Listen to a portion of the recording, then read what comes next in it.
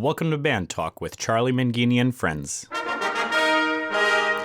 The only podcast where it's okay to talk in band.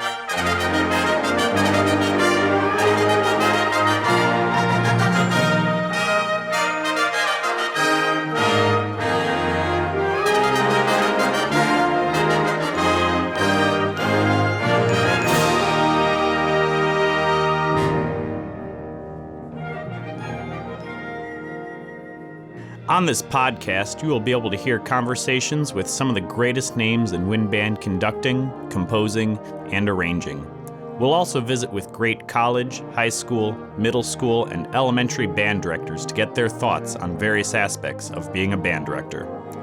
We'll have regular check-ins with instrument specialists, music dealers, and instrument repair professionals. And if that's not enough, we'll even have regular conversations with Dr. Tim, who will help keep us motivated.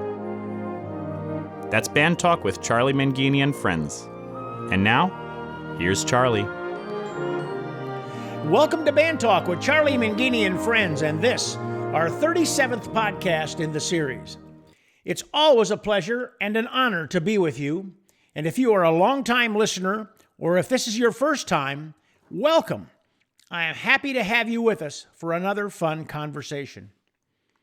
Today, I have the chance to present to you a conversation with Eric Tinkler and Dr. Philip Payne of Kansas State University. They host a podcast for music education majors called Not Your Forte. I had the pleasure of being on their podcast earlier this fall, and I really enjoyed speaking with both of them. Eric is a senior music education major, and his idea for the podcast was to create some content for college music majors and young teachers in the profession. And it is really neat that he approached his music education professor at K-State, Dr. Philip Payne, for some guidance, and together they have put together a really neat program. What I find great about this is how Dr. Payne is using this medium to help develop a student who has expressed a sincere interest in learning more, in becoming a music education professional. I think you'll find that Eric Tinkler is a pretty sharp college senior, and he's going to make some school a great school band director. You know, there's nothing more fun to watch and experience than youthful exuberance. Young people who are out to set the world on fire. They have endless ideas and they have endless energy, and they just can't understand why something can't be done. In our music education profession, those young people are not the norm. And when they do identify themselves, we need to do everything in our power to support them and to guide them, to help groom them.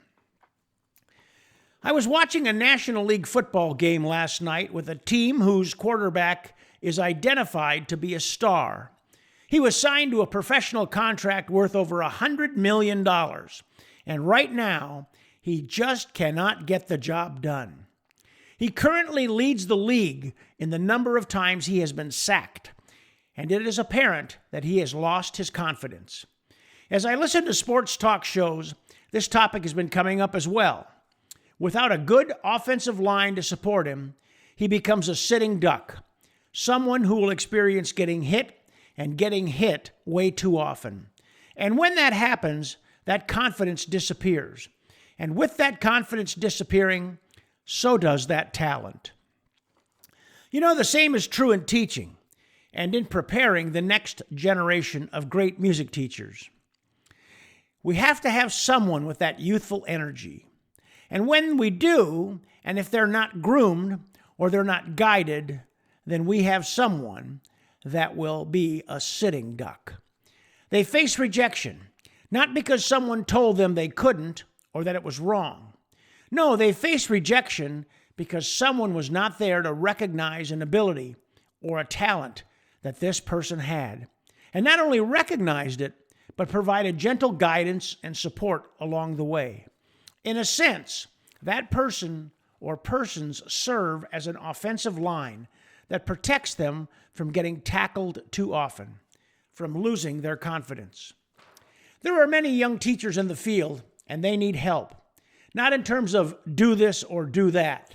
No, they need help by us recognizing that which they do best and providing that compliment or gentle course correction. Something that encourages them. Encourage, to give support, confidence, or hope to someone. Something that encourages them to continue, to find the next level, to pursue their dreams and aspirations. During this pandemic, which hopefully we might be seeing a light at the far end of the tunnel with the vaccine, there are many teachers who need our help and our support. Think of those you may know who are early in their teaching years, maybe their first year of teaching, and reach out to them. Create a relationship. Make a new friend. Help guide them and be a part of that protective line that is going to help them win the game of music education, to help them put music in the lives of their students, to affirm their abilities of being or becoming a master teacher. I can think of no better gift we can give to others during this time of the year than the gift of our friendship and support. So do it today. Pick up the phone and call someone. Send an email or a text, or just write a note and suggest a time to just chat about them, about life, about the importance of being a music teacher, and what kind of impact they can have on the lives of their students. We'll be back with our conversation with Eric Tinkler and Dr. Philip Payne, hosts of Not Your Forte podcast, right after this.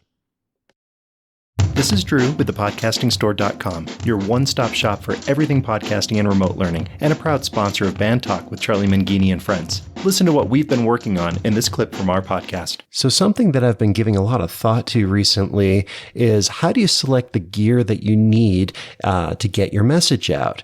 Now, whether you're doing a podcast or you're teaching a remote class, the thought process behind all of this is exactly the same, because you have competition out there, whether it's other podcasts or YouTube videos or other teachers, things like that. And the problem that you're running into is that the equipment that you're using needs to enhance your message and not stand in the way of it. But it can be kind of confusing to figure out what do you need and how do you use it? Where do you start? So the way that I approach a problem like this is to start at the end. And in this case, the end is who is going to be consuming your content and how are they going to be consuming it? So for example, if you're teaching a remote class. To hear the rest of this podcast, please visit thepodcastingstore.com, your one-stop shop for everything podcasting and remote learning. This is Drew with thepodcastingstore.com. Now back to Charlie. Well, this whole podcasting thing has just taken the country by storm and taken the world by storm, I guess. And it was back in December when a buddy of mine, the president of Eastman Musical Instrument Company, encouraged me to start a podcast. And I didn't know what the heck I was doing. And the learning curve was kind of steep, but I got her going. And, the more I get into this, the more I find that there's more people doing podcasts, and especially more people in the band world. And I think it's fantastic. And this summer, I had the opportunity to be invited to be on a podcast called Not Your Forte, a guide to keeping music education simple. And it's run by a young man from Kansas State University. Almost swore there, guys. Yeah. From Kansas State. I might have to leave if you would accuse me of going there. Mea culpa. From Kansas State University, Eric Tinkler, who's a music education major, and working with him is the assistant professor of music education, Dr. Philip Payne. And man, it's just a lot of fun to have a couple of my new friends and have you guys joining us for my podcast today. So welcome to Band Talk. Thanks. Thank you. It's great to be here. Eric, as I understand it, you're a music ed major at K-State. So tell us about where you grew up and how you became involved in music. Well, just starting out, I my hometown's Rose Hill, Kansas, just a small town outside of Wichita. Small high school, not too terribly small or anything, but in terms of talking about music, I got involved in music 5th grade. I chose to play the French horn. What a mistake I made. I chose it purely off of how it looked. I'm like, oh, that looks cool. Never heard it before. And I don't think the entire year of 5th grade, I played a correct note. But honestly, just kind of going through school, I had a lot of interests. I thought about becoming a pilot before I realized I'm afraid of heights. That didn't work out. Looked into politics for a bit, realized I'm not into lying too much. So I ultimately I decided teaching was going to be something I wanted to do. And music came in kind of really late, actually. Band was always something I did, I enjoyed, but it wasn't something I'm like, yeah, I'm going to do that for all my life. I was kind of looking, I'm like, okay, I know I want to teach because I enjoy helping out others. I enjoy seeing that kind of fire in the eyes of like people when they get something. And I thought for a while, I'm like, I'm going to be a history teacher. I was really into like kind of like Civil War history, World War history and stuff like that. I'm like, oh yeah, I'll be a history teacher. And I went on a visit to not Kansas State, but Fort Hays State. Where I was looking to attend there, and I was there kind of looking at the history department and stuff. Well, I was thinking about maybe doing stuff with music still, but music's going to be something I want to do. And I knew marching band was going to be something I wanted to do with that. And the love for Kansas State was actually a shock for my family when I first kind of said I wanted to go to K-State. My older brother went to KU. I'm a family full of Jayhawks, unfortunately. It's always interesting whenever, especially this weekend, KU and K-State play. So I'm excited to see K-State win. But Kansas State, I came to the campus 1 year for a band camp. I fell in love with the program, with Dr. Trace, with the beautiful campus. And ever since, I haven't looked back. I haven't questioned it. And I just enjoy being here at K-State, being in music education. And I'm so excited to get out and teach this next year. That's great. What are your best memories from your high school experience? Remember looking back at that? So thinking back to my just huge shout out to my band directors. I had David Bartley, Jim Hollingsworth, and Todd Schultz were my band directors back there, and they really cultivated such a wonderful learning environment. Just speaking of memories of high school, I was involved in everything. Small school, so I was everything from on leadership team for band to team captain of the football team. Some of the best memories I think really happened with the music program. We had a horn section of 6 guys. We had just one band or whatever. So there was a lot of high school boys. So naturally, just I can't share some of the stories, some of the things we talked about or anything, but it was just the camaraderie of hanging out with his friends each and every day, doing stupid high school boy stuff. Whenever we went on band trips, we went on our trip to Dallas my freshman year, and that was so much fun. Or a trip to Branson a couple years later. So a lot of it just really ties closely to my experiences with band, actually. So how did you get the idea to start a podcast for music education majors? Okay, so the podcast idea, there's a couple different aspects of it. So first, I've been listening to a lot of different other podcasts, either both music related and non-music related. It's just something I kind of started picking up doing while I'm going around driving, because I used to go back and forth between Rose Hill, Manhattan a lot. I didn't really care for listening to music on the radio because I would fall asleep. I'd get kind of sleepy and tired. So I'm like, okay, I need to be stimulating my brain a little bit more. So I switched to podcast. One podcast that I started listening to that kind of started the gears grinding in the head about, oh, maybe I could do a podcast, was the After Sectionals podcast that's run by Darcy Williams. And before we started recording, we chatted a little bit. We had Darcy on last week for our podcast, which is so much fun. And then what really spurred me into action was I attended the Conn-Selmer Institute the summer before I kind of got things rolling, before that semester started. I'm like, you know what? I think it was a really inspiring 3.5 days or whatever, a really great opportunity to meet a lot of great music educators. And I'm like, you know what? I think I can actively do something to try to impact music education here. And I thought there was kind of a deficit in terms of what's aimed towards music education students, people currently in college. And so naturally I'm like, okay, all right, I got this idea. Now I need to take action on that. And the action started out with reaching out to Dr. Payne and figuring out, okay, what do I need to run a podcast? And then we went forward from there, and we're here today. And it's such a fun journey. That's great. And Dr. Philip Payne, you're assistant professor of music education. And before we talk about what got you roped into this podcast, tell us a little bit about yourself and where you grew up and what got you into music and all that good stuff. Absolutely. So I grew up in a town sandwiched between Oklahoma City and Norman called Moore. So Moore, Oklahoma, better known as Tornado Alley. It just seems to have a tornado magnet there, but that's essentially where I grew up. And growing up through high school, I played basketball. I was also on the track and field team as well as in the band all the way through. Music was always both my parents were in band growing up. And so, uh, from the very first, I was always encouraged, be a music in some way, shape, or form. So all the way through elementary school, obviously, I sung in honor choirs. I was a soprano one all the way until my sixth grade year, and then my voice dropped, and I went all the way down to bass. So that was a lot of fun.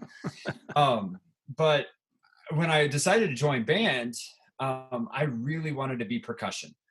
And my parents at the time, they always deny this story, but it's true. I said, Mom, Dad, I want to play percussion. And they were like, well, the coolest kids when we were in band were all trombone players. So we think you might enjoy trombone. And so they talked me out of percussion. And so my lifelong journey with the trombone began there. We actually didn't start in my district. We didn't start until seventh grade. And so it's kind of later than most. A lot of schools will start fifth, sixth grade year. We started during the seventh grade year, but I just fell in love with it. And my junior high band director, in between my seventh and eighth grade year, pulled me aside and said, I think what we're going to do is we're going to have you play with the ninth grade band next year. We need some extra trombone players. And so I got moved up into the ninth grade band. And from there, it was just kind of always pushing myself to, try and be a little bit better and push myself. And I got that from both sides, both my athletic endeavors and also through music, and just kind of like this self-driven sense all the way through. Injuries really kind of played a part a lot in helping me kind of like make my decision. I loved basketball. And I loved teaching all the way through. So, I mean, my idea at that point, and the irony in all of this is one of my role models for coaching at that point growing up was actually Roy Williams, who was the head coach at KU at the time. I loved watching his coaching, his demeanor, his style, and knowledge of the game. And so I always enjoyed teaching from an early age. My mom's a third grade teacher. And all of my families have either been teachers or involved in the schools in some way, shape, or form. My dad taught nuclear power school in the Navy, and so it just came naturally. And so as I started thinking about, well, what do I want to do? I was very similar to Eric, had tried to figure out what I wanted my career path to be. And I knew at that point when I was graduating, I knew I wanted to study music education. I enjoyed people. I enjoyed interacting with others. I enjoyed teaching. I enjoyed sharing what I had with others and helping others find their own passion in things. And so that led me down the road of music education. Now, knowing that, I knew that I wasn't fully entrenched yet in knowing if I wanted to go into the classroom or not. I knew I enjoyed working with others, teaching, helping, but I saw it maybe manifesting itself in other ways. And so the three options that I had about halfway through my undergrad was I either wanted to go into seminary and become a Methodist minister. I wanted to go to law school and work my way into practicing law, but then work my way into politics. I still get that inkling from time to time of I am always called back to public service. And so right now I'm even thinking of ways, okay, can I do school board? And so working with my family that way. But then there was just this pull after I had my practicum, and my sophomore year in college, I get a call from the local middle school band director. And he said, look, we don't have enough money to hire a staff member, but I don't have a planned time. So would you come in and teach beginning brass for me? And I said, yeah, I would love to. And so my first teaching gig was teaching beginning brass at Weatherford Middle School in Weatherford, Oklahoma. So I did my undergrad at Southwestern Oklahoma State University, studied with my band director was James South, and trombone professor was Robert Chambers. And they said, yeah, take that opportunity. So I taught there as a teaching beginning brass at Weatherford Middle School, and that's where I came to love working with beginners. I mean, it was just a lot of fun. I loved teaching the instrument, interacting with the students, and just having fun making music. And that began to build, and I began to see it as a career and what I wanted to do. And from there, I went on and I finished my master's. My master's was, I did both trombone performance and music education. And so I've got my thesis is actually on 20th century trombone sonatas and relating them to the 18th century sonata form and how it all connects together, which was a lot of fun. And then I taught for several years in the Moore public schools, and from there decided, I wanted to go back because I wanted to be able. I remember those first years of teaching and thinking, okay, I got so much great advice and help from my mentors, Dr. Terry Segrist, Dr. James South, and now is Dr. David Teachout. David Teachout was my junior high band director. Mark Miller, who is one of my mentors, both professionally and as a student. And I thought, there's a lot more I can give back. And so that's what spurred me really to go back and get my doctorate. So that's kind of a brief oral history of how we got to where we are today. Wow. So you're a band director for a while, I know, at Rogers State in Claremore, Oklahoma. And then you shift to K-State and you're teaching music ed. And then you got this student that comes up and says, Dr. Payne, I've been thinking about, we're going to create this podcast for music education majors. So when Eric came to you with that, what was your initial reaction? Oh, actually, I don't think I hesitated at all. I think my initial reaction was, yes, we need to do that.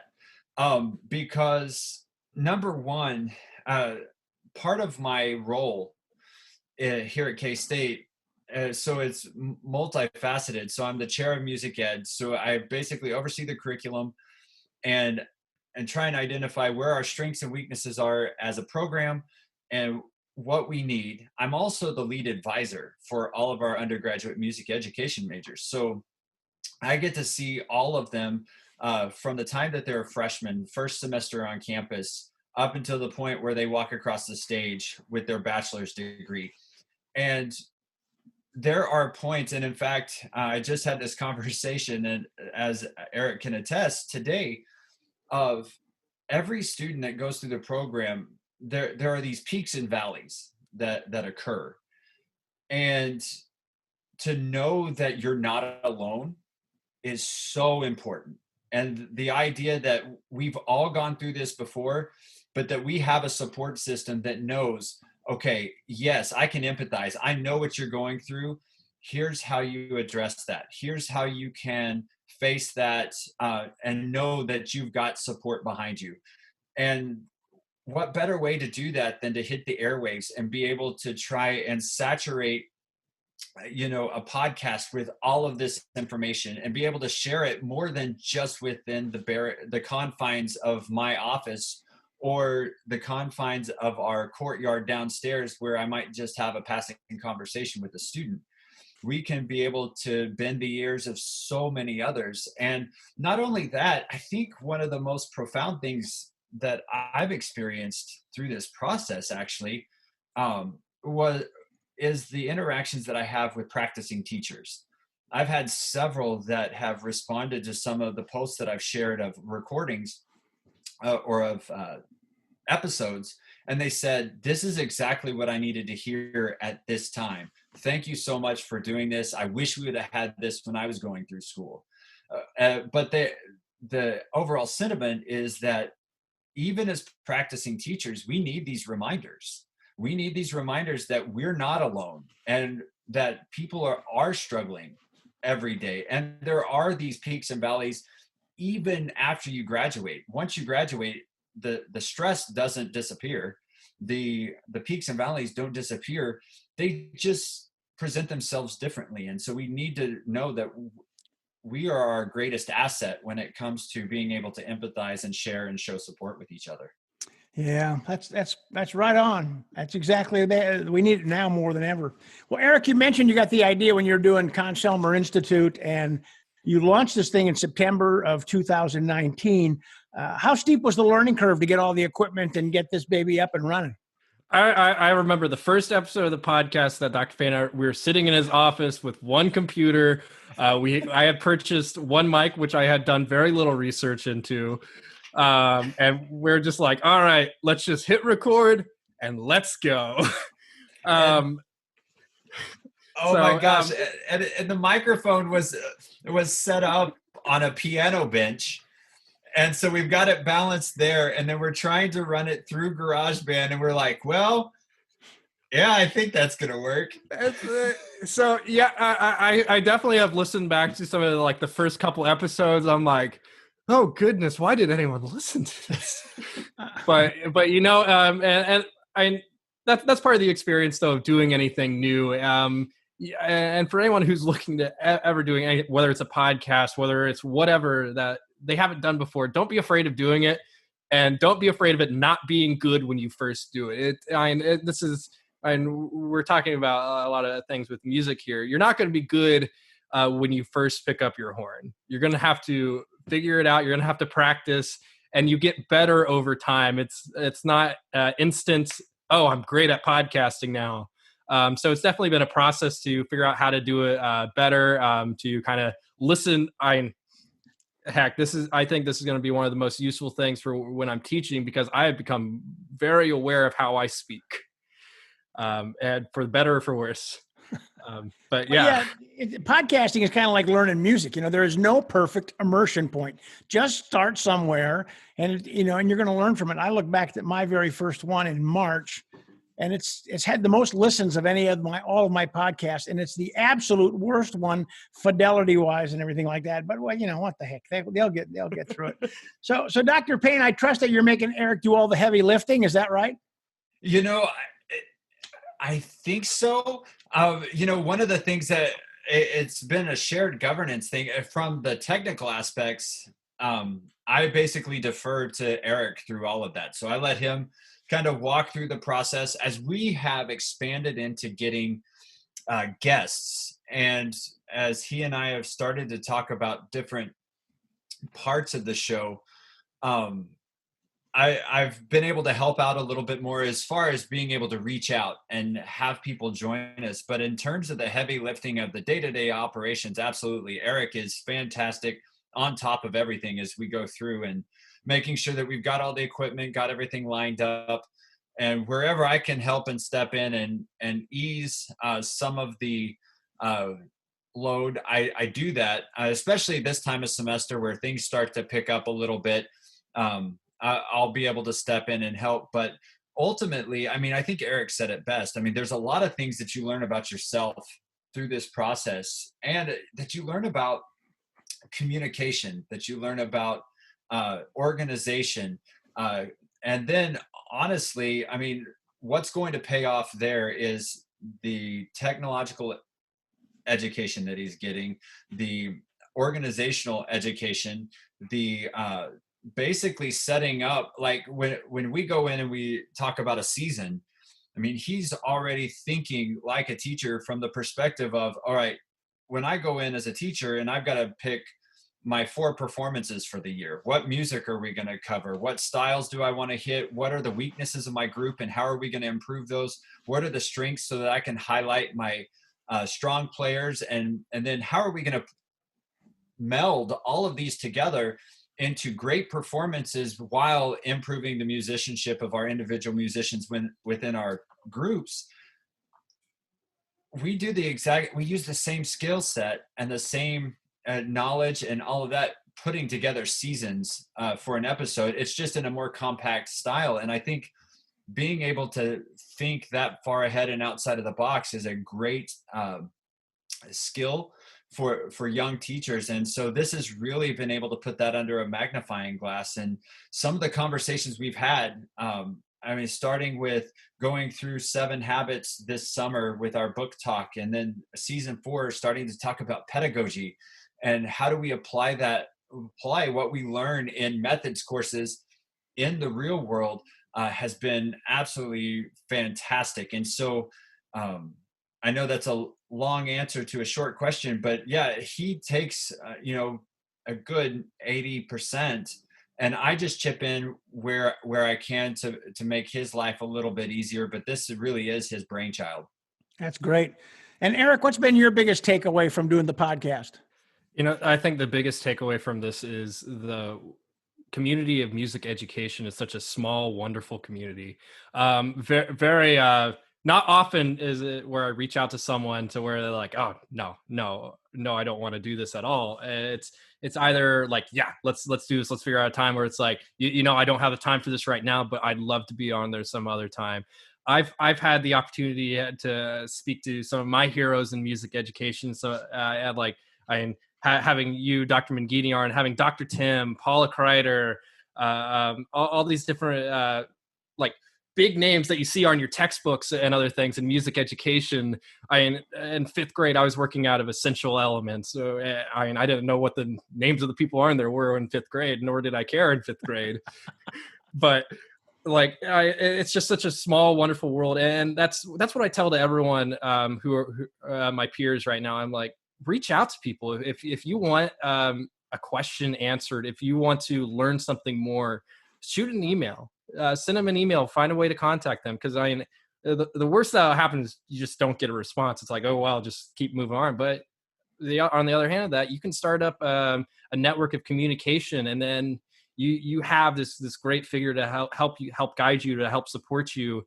And that's what it is just music education is fantastic. Yeah. Eric, I'm sorry. Go ahead, Phil. No, I was going to say, I was going to touch on something that Eric said real quick, because it was so funny. He talks about, well, I didn't really pay much attention to the names on the front of the book. And I'll never forget, my wife was a choir director at a church in Elk City, Oklahoma. And we were having the 50th anniversary of the Presbyterian church choir. And I'm sitting next to this guy, and we got to talking, and we started talking band, and he was so passionate, and then telling me, and he goes, I had a method book at one time. And I was like, really? And then all of a sudden the lights started going off, because I remembered my method book when I went through beginning band was Division of Beat by Harry Haynes. Mm-hmm. And it was Harry Haynes that was sitting next to me. And I was just like, oh my gosh, the guy that wrote my beginning band book. And at this time I was like, I think I was 25 years old. So it had been, 15 years since I had gone through beginning band or something like that. But it was wild that you made that connection as well, Eric. Yeah, and they become lifelong friends and colleagues, Eric. So, I think it's really cool that you're doing that. And, and I really encourage more people to not be afraid to get shot down, because they're not going to get shot down. People are looking forward to it. They want to help. The music education community is such a helpful community. We take care of each other. We support each other. At least we should do that. So Dr. Payne, you were mentioning that you guys select a topic that you're going to do for the season. So do you do the topic and then try to find guests to fit the topic? Do you identify guests and try to develop a topic around it? Or is it some sort of combination of both of those? I think over the evolution, it's kind of done, we've had a little bit of both, but lately it's been pick a topic that we think will be really apropos to the season. So right now we're looking at pedagogy. Well, when we started talking about pedagogy, then we started thinking about, okay, what direction do we want to take? So like last week, we had been talking about, well, beginning band is something that we have a little bit of exposure to in undergrad, but we really don't get to spend a whole lot of time on it. So let's really dig into that a little bit deeper. And so we contacted Darcy and she was more than gracious enough to come on and share her insights with us. And so that was a fantastic conversation. But then he and I start to share names of, all right, who do we think would be a good fit here? Who do we think? And so we've got kind of a big board going on. And I think some of that's also influenced too about our own influences and the people that have inspired us as teachers. And so being able to talk with, having a chance to talk with them is always fantastic. But essentially how it has grown has been, what should be our next broad topic? And then we begin to find out, all right, who fits under that umbrella? And then let's really narrow in on what we want to chat with them about and build that scheme for the entire, or schematic for the entire season. Yeah. So, Eric, how's the pandemic altered or influenced what you've been doing on the podcast? So the biggest thing is just the fact that when things first started going down, it was like, okay, what do we do? And honestly, my first priority was thinking about what I was going to do for myself, because figuring out school and everything was definitely kind of like, oh my goodness, this is much different than I've ever dealt with. And for the listeners at home, I apologize for my dog right now. But anyways, going on, I reached out to Dr. Payne. I'm like, okay, how do we want to alter this? How do we want to shift this? And honestly, the pandemic brought up kind of a little bit of a turning point because of this wonderful video conferencing app called Zoom, and the fact that we knew the majority of people around the country had time on their hands. So we decided to shift. We used to be bi-weekly, so every other week. So we decided to shift to a weekly format. We took some time to plan out a shortened season to end out the spring semester. And then we just kind of been rolling from there. We've stuck with the weekly format, and Zoom has been great for being able to reach out to people because everyone knows how it works now. It's a really phenomenal opportunity. So yeah, honestly, it was a huge help for us in a weird way. That's great. This podcast is going to the dogs. Yeah. Oh man. So, Dr. Payne, how's the pandemic altered or changed your approach to just teaching in general? You know, we all know hands-on music ed. Even when you're teaching music ed, education classes has a lot of work involved with it. And now you got to develop a whole class or unit virtually. And have you developed a class or unit on virtual music education? Have you integrated that into your program? So, yeah, the short answer is yes. So, and it's been in stages.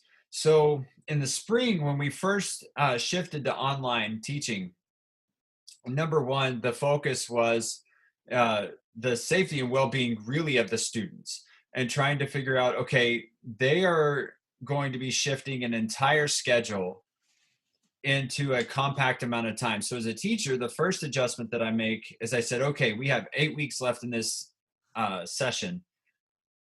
What do they need to know? Not what do I want them to know, not how much can I cram into this next 8 weeks. It was, okay, in this course, what do they need to know?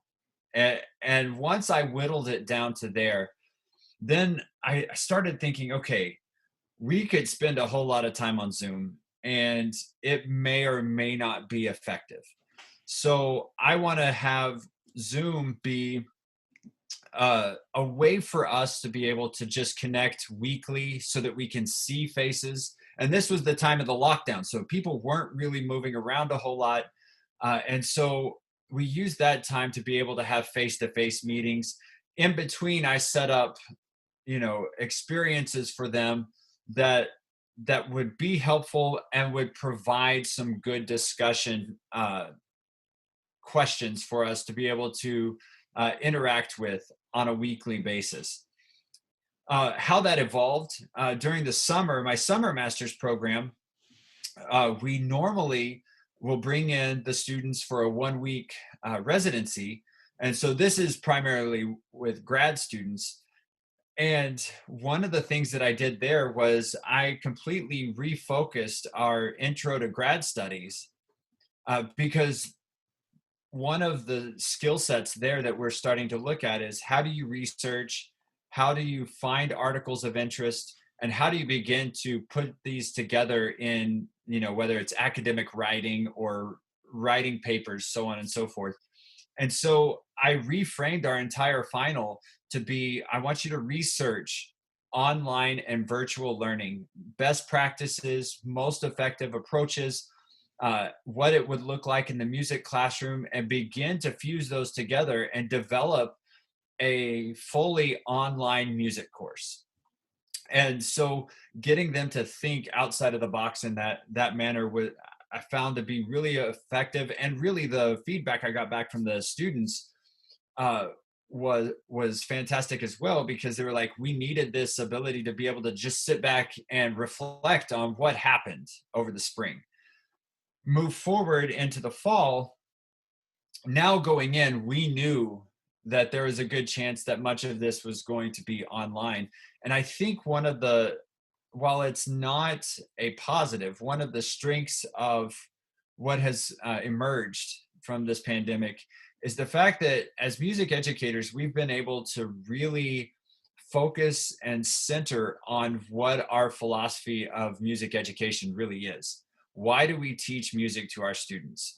And it has allowed us to teach some things that we've never been able to get to because we've been focused on a performance or focused on a festival, and it's allowed us to take a step back and really evaluate what we feel is most important for our students to learn.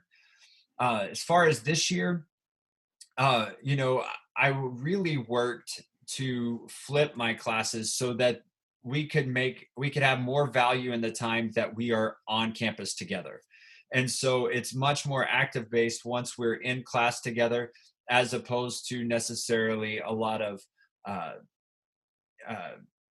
what would I say? A lot of lecturing, for lack of a better term. But one of the drawbacks there is being able to discuss and being able to interact with each other because of the social distancing rules and the use of masks. That becomes a little bit tricky. So then trying to figure out how to use the technology that we do have to emulate what those discussions would be like, and how we would run a classroom, but do it in a virtual format. So I would say, in short form, I would say it's allowed us to really prioritize what we want our students to know, and really what they need to know to be successful music educators, and has allowed us to hone in on that a little more effectively than we necessarily have in the past. Yeah. Eric, as a music education major, are there any benefits from virtual learning, things that make it even better than face-to-face instruction? I can't honestly say that virtual by any means is better than in person. I do think there's certain benefits that there are, like within a virtual learning environment. I do think it's a little bit more accessible sometimes, and it's also great that all these lectures are recorded. I find that a very valuable resource to be able to look back. It's like, okay, if I wasn't necessarily able to either attend a class or if something's happened, because we're all at home and things happen whenever you're at home and stuff. So it's nice to be able to use those as reference points. But honestly, this last year of college has been some of the hardest in school I've had, of just trying to work on managing time. And managing, it's like, okay, I need to make sure I'm keeping up my physical health, keeping up my mental health and stuff, because I'm sitting down a lot of the time and I'm staring at a screen a lot of the time, which is definitely a challenge. I joke around that this pandemic has presented an opportunity to learn how to be flexible. I find especially music education majors aren't very good at being flexible most of the time.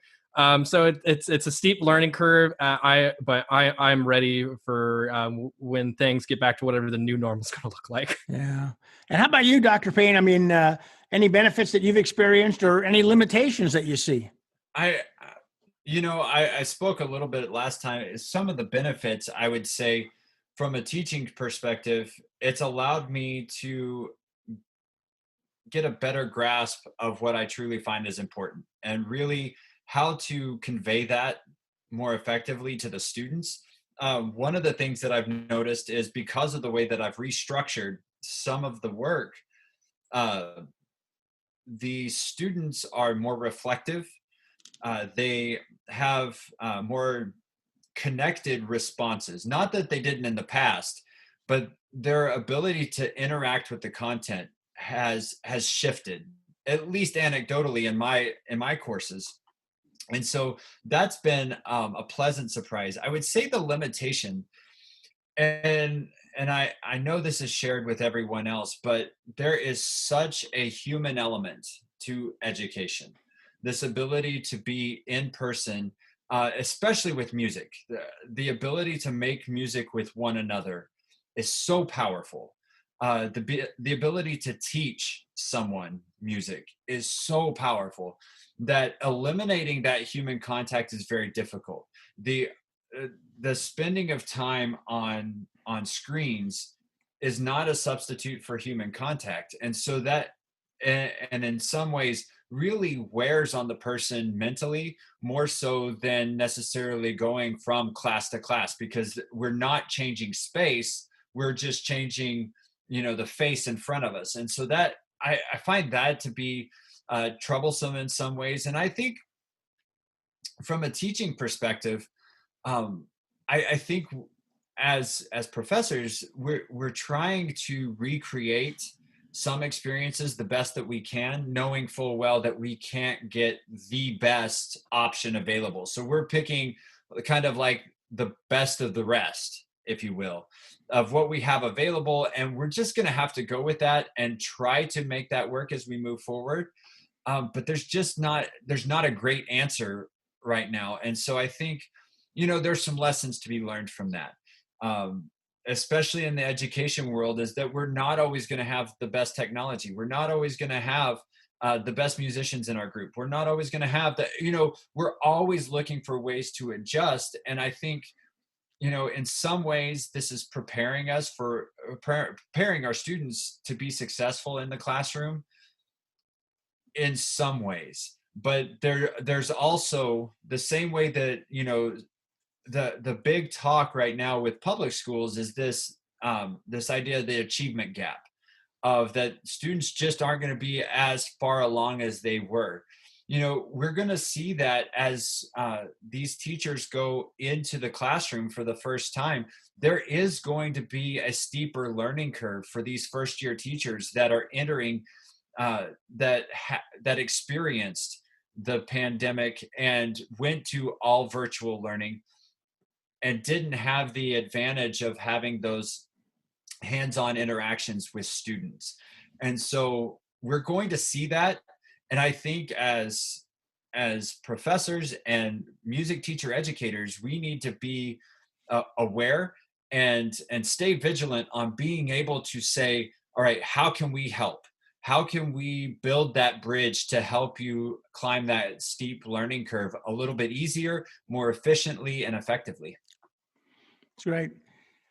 We're just about out of time. I know, Eric, you've got another commitment to get to with marching band, and Professor Frank Trace will have you running laps if you're not there on time. Or he'll probably do worse than that. Oh man, I can't say what he might do. He's a good guy. He's one of the best in the business. But so, Eric, you got any final thoughts you'd like to share about music ed, about being a music student, podcasting? I mean, the fact that the K-State football team beat Oklahoma and Norman this year. I mean, anything you want to make sure gets said? But before I say my actual thing, that's might be a sore point for Dr. Payne still. He's an OU guy, but go Cats. 2-0 with Chris Kleiman. I guess we're just better than OU, But anyways, the most important thing I have to say, and Dr. Payne touched on this earlier, is for all those music ed students across the country and all those teachers right now too. You're not alone in this. As I said earlier, the music education community is such a wonderful small community to where you have so many different people. While you're going through your undergrad right now, really make sure you're reaching out to your friends, both for them and for yourselves. It's so important to just have that support system, be able to get through difficult times, whether you're going through a pandemic or whether it's just a normal year, because we all know music education is a heck of a degree program. So you're not alone. No doubt that senior or whatever you see in the courtyard or whatever has gone through those theory classes that you are currently going through and struggling.